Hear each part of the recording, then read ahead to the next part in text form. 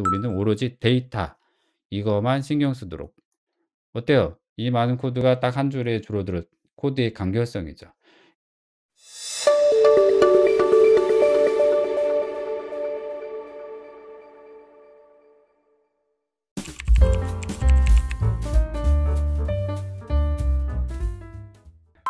자, 콘사이즈입니다. 이 특징은 뭘까? 바로 인제 간결성을 제공한다는 겁니다. 코틀린은 장황하지 않고 깔끔한 형태의 코드. 바로 이제 보일러플레이트라고 하는데, 보일러플레이트는 무슨 말이냐면 꼭 필요는 한데, 꼭 필요해서 막 작성을 해야 되는데 사실 매번 작성하기 귀찮은 거 있죠? 그걸 이제 보일러플레이트라고 합니다. 그래서 예를 들면 이겁니다. 자, 자바에 이런 게 있다고 봅시다. 우리가 원하는 건 이제 그 주소 클래스를 사용해서 두 개의 정보, 도시명과 국가명을 넣고 싶어요. 두 개. 사실 이 두 개만 필요한데 이 두 개를 위해서 이렇게 뭔가 장황한 코드가 잔뜩 들어 있습니다. 뭐냐면 이 city를 접근하는 접근 액세스 메소드가 필요하다. 뭐냐면 이제 get은 이 값을 여기로부터 읽는 거, 그다음에 set이라고 붙은 거는 이 값에다가 뭔가 집어넣는 write용으로 사용합니다. 그래서 getset을 합쳐서 요거 하나당 getset이 필요하죠. 얘도 getset이 필요하죠. 이렇게 두 개. 자, 이게 뭐 변수가 사용되는 이제 멤버가 두 개면은 총 4 개면 상관이 없는데, 만일에 여러분들이 사용하는 게 만일에 20 개라고 생각해 봅시다. 그럼 어때요? 그 20 개만큼의 액세스 메소드를 만들어 내야 된다는 거예요. 장황하죠? 꼭 필요는 한데 이걸 위해서 그냥 손이 고생하죠. 계속 쳐야 이렇게. 예. 그래서 이거 별도로 여기 위에 있는 건 이제 생성자입니다. 생성자는 객체를 생성할 때 자동적으로 실행되는 함수라고 보면 되겠습니다. 자, 그럼 이걸 코틀린으로 하면 어떻게 될까? 바로 요렇게 됩니다. 바로 이 장황한 코드가 딱 한 줄에 끝납니다. 자, 데이터 클래스라는 것으로. 그래서 뭐에만 신경 쓰면 되냐면 바로 요거에만 신경 쓰면 돼요. 그래서 곧바로 이 한 줄에다가 이 city와 country라는 변수만 딱 규정해서 넣었습니다. 그래서 필요에 따라서 여러분들이 추가적으로 뭐 20 개든 10 개든 넣었다 뺐다 하면서 데이터를 다듬어 낼 수 있겠죠. 이런 거 안 해도. 그쵸? 왜냐하면 이 내부적으로 코틀린 라이브러리가, 코틀린 이제 컴파일러를 통해서 내부의 라이브러리가 알아서 만들어 줍니다. 사실 액세스. 이 액세스 메소드하고 뭐 몇 가지 여기는 보이지 않는 뭐 복사한다든가 뭐 등등의 헬퍼 함수들이 몇 개가 자동적으로 만들어집니다. 그래서 우리는 오로지 데이터 이거만 신경 쓰도록. 어때요? 이 많은 코드가 딱 한 줄에 줄어들어 코드의 간결성이죠. 이게 인제 가장 커다란 예고, 이거 말고도 많습니다. 여러분들이 다양한 문법의 이제 그 내용물을 간략하게 쓸 수 있는 특징들이 인제 코틀린에 들어가 있습니다. 자, 그리고 이번엔 익스텐션 펑션. 자, 이게 뭘까? 확장 함수죠. 확장 함수는 이제 원래 여러분들의 그 자바라든가 클래스 기반의 그 객체지향 프로그래밍에서는 어떤 내용을 추가적으로 넣으려고 하면은 클래스를 뭐죠? 상속을 한 다음에 기존의 오리지널을 건들 수는 없으니까, 라이브러리 제작자가 만들어 놨는데 그 라이브러리 제작자가 여러분이 아닌 한 그걸 수정할 수 없겠죠. 그렇기 때문에 그 라이브러리를 상속한 다음 그 클래스를 상속한 다음에 그 내용물을 수정해서 만들어 내야 되는 거죠. 불편하죠. 그쵸? 근데 상속이나 디자인 패턴 이것도 마찬가지 원리입니다. 추가적으로 이런 것들을 사용하지 않고도 기능을 확장할 수 있다는 건데, 무슨 말이냐면 코드를 먼저 보면, 자, 이렇게 이제 오리지널이 있습니다. 여기에는 옴니 원 펑션 딱 한 개만 있습니다. 그래서 여기다 추가적으로 메소드를 더 설계하고 싶어요. 추가적인 뭐 메소드나 함수라고 불릴 수 있죠. 그래서 넣고 싶지만 오리지널 제작자가 허용하지 않습니다. 그러면 이제 라이브러리는 그냥 놔두고 바로 이렇게 하는 겁니다. 뭐 오리지널 클래스의 점을 사용해서 여러분들이 확장하고 싶은 어떤 그 함수 이름을 해 주고 그냥 만들면 됩니다. 그러면 마치 이 Y 익스텐션은 이 오리지널의 멤버인 것처럼 사용이 됩니다. 이렇게 객체를 만들어 낸 다음에 그냥 쓰면 되는 거죠. 이렇게.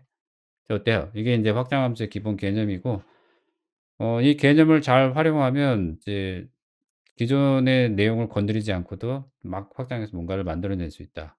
하지만 너무 많이 쓰면 원래 원본 취지랑 많이 벗어나기 때문에 가독성이 떨어집니다. '도대체 이거 왜 이렇게 많이 만들어 놨나.' 그죠. 그래서 인제 적절히 쓰는 게 좋습니다. 일단 좀 더 정리하면 좀 유용한 거 이거는 인제 제가 간략한 코드로 만든 거고, 스트링이라고 하는 어떤 인제 내부 그 자료형에 사용되는 타입이 있죠. 이것도 우리가 확장 함수를 통해서 약간 변경이 가능합니다. 그래서 스트링에 라스트 캐릭터라는 걸 추가로 만든 거고, 확장 함수로. 그래서 이 맨 앞에 거를 우리가 수신 자료형이라고 부르고, 이 중간에 이제 구현부 내부에서 this를 쓰게 되면 수신 객체가 됩니다. 그래서 요렇게 우리가 객체로 만들어낸 내용물이 있으면 이게 수신 객체로 전달이 되죠. 그래서 수신 객체의 length에 -1을 하게 되면 요게 나옵니다. 그래서 결과물은 결국 얘를 사용하면 마지막 5를 꺼내는 그런 내용을 하는 추가적인 확장 함수를 설계해 낼 수가 있죠. 사용 범위는 아주 다양합니다. 다양한 군데에서 만들어낼 수 있죠. 예, 그래서 요것도 인제 코틀린이 가진 가장 중요한 특징 중에 하나가 되겠습니다. 자, 그다음 펑셔널 프로그래밍인데, 이제 함수형 프로그래밍 특징은 이제 코틀린의 가장 꽃과 같은 특징이라고 보면 되겠습니다. 그래서 함수형 프로그래밍은 원래 여러분들이 OOP의 객체 지향형 프로그래밍은 많이 들어봤을 텐데, 함수형 프로그래밍은 객체가 아닌 함수의 유기적 연결을 통한 프로그래밍 방식입니다. 그게 무슨 말이냐면 클래스가 없습니다. 클래스가 없고 오로지 함수가 존재해요. 근데 그 함수가 1급 객체라고 불립니다. 1급 객체는 다시 말하면 이제 좀 퍼스트 스 퍼스트 클래스 시티즌, 1등 시민. 이게 무슨 말일까? 예를 들어서 이겁니다. 우리가 현실 세계에 1등 시민이 권한이 좀 더 많죠. 여러분들이 만일에 2등 시민이라고 하면은 비자도 없고 그냥 와서 살 경우에는 2등 시민이 됩니다. 그것은 무슨 말이냐면 1등 시민은 뭐 투표권이라든가 뭐 등등 여러 가지 권한을 행사할 수 있는데, 2등 시민 뭐 비자가 없거나 이런 경우에는 그런 게 안 되죠. 그래서 권한이 축소됩니다. 그거와 비슷합니다. 그래서 함수가 1급 객체인 경우 1급 객체를 사용할 수 있게 되기 때문에 권한이 많아집니다. 그 말은 여기저기 사용될 수 있다 이겁니다. 자, 다시 무슨 말이냐면 이 코드를 봅시다. 우리가 코틀린을 쓰게 되면은 이제 코드상의 최상위에 정의되는 애드, 서브트랙트, 메인 얘네들은 전부 뭐라고 불리냐면 이제 탑 레벨 최상위 함수라고 불립니다. 최상위. 바로 이 최상위 함수가 1급 객체로서 활용이 된다 이겁니다. 그래서 무슨 말이냐면 이 애드나 서브트랙트를 자료 구조 같은 데다가 넣을 수도 있습니다. 이렇게 참조형 이제 기호가 보이는데, 이게 바로 이 함수를 참조형으로 해서 이 안에 인자처럼 넣어 버렸죠. 그다음에 그 함수를 요렇게 다시 인자에 있는 내용의 요소를 꺼내서 함수처럼 또 쓸 수가 있습니다. 그래서 결국에는 뭐냐면 1급 객체는 함수의 인자로 넣을 수도 있고 반환값으로 사용할 수도 있고, 심지어 자료 구조 바로 이렇게 컬렉션 자료 구조 리스트에도 넣을 수 있다는 개념입니다. 그래서 권한이 많아지는 거죠. 자, 이런 걸 뭐라고 하냐면 이제 함수형 프로그램, 함수 유기적 연결을 통해서 만들어지기 때문에 우리가 기본적으로 알았던 값만 넣는 게 아니라 값에 해당되는 부분을 함수로 교체해서 넣어 버린다는 거죠. 자, 이게 무슨 좀 프로그래밍을 해 봐야 느낄 수 있는데 굉장히 편리해집니다, 코딩이. 자, 하나를 더 봅시다. 이번에 람다인데, 람다는 사실 말이 좀 어려울 뿐이지만 이제 그 수학에서 나온 겁니다. 일종의 이름이 없는 함수 체계를 말할 때 람다라고 볼 수 있습니다. 그래서 어 선언하지 않고도 익명의 함수 기능, 원래 인제 함수라고 하면 선언을 해야 되잖아요. 근데 그 선언하지 않고도 이 함수의 기능을 식에다가 전달할 수 있다. 이게 핵심이죠. 그래서 여러분들 함수를 설계했습니다. 근데 여기에 인제 우리가 알고 있는 A와 B는 일반적인 이제 매개 변수입니다. 사용할 매개 변수 정수형으로 선언되어 있죠. 하지만 여기는 이상하게 선언되어 있는 게 하나 있네요. 뒤에가 좀 이상하게 생긴 게 sum이라고 되어 있는 매개 변수가 보입니다. 바로 이게 여러분들이 어떤 바깥에서 선언하지 않았지만 이 내부에서 이렇게 이 타입으로 쓰라고, 바로 람다식에 해당되는 형태로 쓰라고 정의가 된 거죠. 그러면 어때요? 또 내려와 보면 실제로 사용할 때는 A와 B는 이제 정수형을 넣으면 됩니다. 근데 이게 좀 특이하게 생겼죠? 바로 이게 이름이 없죠. 그래서 이름이 없고도 선언되지 않았는데도 불구하고 함수처럼 사용할 수 있습니다. 바로 이 화살표 기준으로 이 왼쪽에는 이 람다식이 사용할 그 매개 변수를 전달합니다. 그 매개 변수는 int로 정의되어 있기 때문에 A와 B는 int로 받아지고, 이걸 여기로 넘겨서 여기서 처리가 됩니다. 오른쪽에는 왼쪽에 있는 인자를 받아서 네 매개 변수를 받아서 처리하는 처리 구문이 나오고 이 처리 구문은 int용의 반환이 돼야 됩니다. 자 어때요? 특이하게 생겼죠? 바로 이게 람다식입니다. 자 그래서 결국에는 이것을 일종의 값처럼 하나의 값처럼 여겨지는 것 그 이제 람다식이죠. 그 람다식의 규칙이 있습니다. 이렇게 마지막 인자가 람다식의 모습을 취하고 있을 때는 여기에 요 중괄호 소괄호가 있죠. 소괄호를 앞으로 당겨서 여기다 배치하고 중괄호 중괄호를 요쪽에다가 배치하는 방식으로 요렇게 써도 됩니다. 그래서 이 위에 것과 이 아래 거는 완전히 동일한 형태의 모습입니다, 문법. 그래서 결국 요렇게 해서 많은 코드가 이렇게 사용하고 있는데 마치 어때요? 여기는 calculator가 원래 인자만 2개 있었고 이 calculator가 실제 이 내용물의 구현부를 가진 것처럼 보이죠? 예 이런 형태로. 그래서 결국에는 11 전달하고 여기 내부에 있는 이 코드에 전달해서 A와 B에 대한 처리 결과 여기 하나의 밸류로 들어갔고 얘를 전부 더해서 결국 결과값 42가 나옵니다. 자 어때요? 이건 단편적으로는 보여줬는데 이 함수형 프로그래밍을 통해서 이제 뭐 여러 가지 이제 복잡한 식을 간편화할 수 있다. 제일 중요한 특징 중에 하나죠.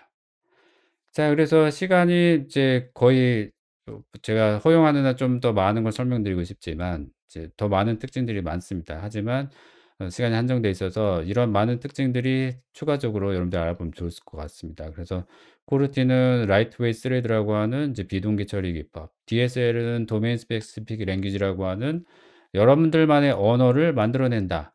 여러분들만의 도메인, 예를 들어서 데이터베이스 접근용이라고 하면 우리가 많이 쓰는 언어 SQL 있죠? 이것도 일종의 도메인 스페시픽 랭귀지라고 보면 되겠죠. 그런 식으로 우리가 아예 언어를 만들어낼 수가 있습니다. 그래서 매우 편리한데 이거는 여러분들이 라이브러리를 이제 막 갖다 쓰면은 DSL 형태로 이제 구성되어 있는 경우가 많습니다. 그 예를 들어 HTTP, HTML을 그 웹서버를 주로 다루면 웹서버에 관련된 내용이 웹서버 전용의 언어처럼 설계된 것처럼 보여요. 하지만 그 모든 건 다 코틀린이 만들어낸 거죠. 바로 확장 함수와 여러 가지 람다식 기법을 사용해서 만들어냅니다. 그래서 매우 편리하고 함수형 프로그램 하이 오더라고 해서 이제 고체 함수를 쓰는 방법, 함수에 인자를 넣거나 뭐 등등의 그런 원리입니다. 그다음에 객체 지향은 당연히 포함되어 있고 멀티 플랫폼도 가능합니다. 등등등 아주 많은 특징이 있습니다. 그중에서도 저는 이제 멀티 플랫폼을 좀 간단히 설명드리고 싶은데 멀티 플랫폼은 JVM, 네이티브, JS를 다 합쳐서 멀티 플랫폼이라고 하고 사실 우리가 요걸 목적으로 하고 있잖아요. 근데 이거 말고도 iOS에다 올리거나 아니면 서버 개발을 하거나 아니면 웹상에 있는 솔루션을 만들어낼 수 있다 이겁니다. 그리고 비즈니스 로직 커먼 코드 하나만 똑같이 쓰고 나머지 의존 코드는 여기에서 해당되는 내용을 처리하게 만들어서 다양한 플랫폼에서 돌게 만들 수 있다 이거죠. 그래서 현재 뭐 이 네이티브 타겟에 쓰이는 거는 다양한 플랫폼이 있습니다. 그래서 ARM이라든가 뭐 x86 기반에서 사용할 수 있습니다만 실제로는 아직 그 완벽하게 멀티 플랫폼에 대한 내용이 준비되진 않았습니다. 아직 알파 버전이고 점차적으로 라이브러리가 증가할 것으로 보이고 여러분들이 신경 쓰는 건 바로 인제 비즈니스 로직 이제 UI를 제외한 비즈니스 로직만 공통으로 딱 만들어내면 나머지 UI는 직접 네이티브 뭐 iOS에 있는 코드를 직접 쓴다든가 안드로이드 코드를 직접 쓰는 형태로 지금 현재 개발을 할 수 있다 이겁니다. 그래서 제가 생각하기에는 이제 알파 버전이기 때문에 곧 이제 베타를 거쳐서 이제 우리가 사용할 수 있는 상태가 될 것 같고 이게 나오게 되면은 기존에 원래 멀티 플랫폼 혹은 크로스 플랫폼으로 리액트라든가 그쵸? 리액터라든가 아니면은 플러터 이게 인제 많이 쓰였습니다. 현재 가장 많은 리소스는 리액트 그 네이티브 소스가 제일 많습니다. 이 개발자가 상당히 많아서. 근데 플러터가 그 사이에 막 치고 올라가고 있고 이 리액트 네이티브보다 훨씬 UI를 좀 퍼포먼스 나게끔 만들어낼 수 있습니다. 그래서 플러터가 인기를 끌고 있고 아직은 코틀린의 멀티 플랫폼 모바일이라고 해서 KMM은 아직은 알파다. 예 알파 버전이기 때문에 제 생각에는 이제 증가할 거로 예상이 되고 있습니다. 그래서 만일에 다양한 플랫폼이 특히 인제 iOS와 안드로이드 동시에 만들 경우에는 좀 계속 지켜보는 것이 좋을 것 같습니다. 자 이렇게 해서 뭐죠? 이 본 강의를 이제 마치고 이제 사실 좀 더 많은 내용이 있습니다만 이거는 이제 추후에 여러분들이 그 링크를 통해서 코틀린 프로그래밍 과정을 수강하시면서 보면 좋을 것 같습니다.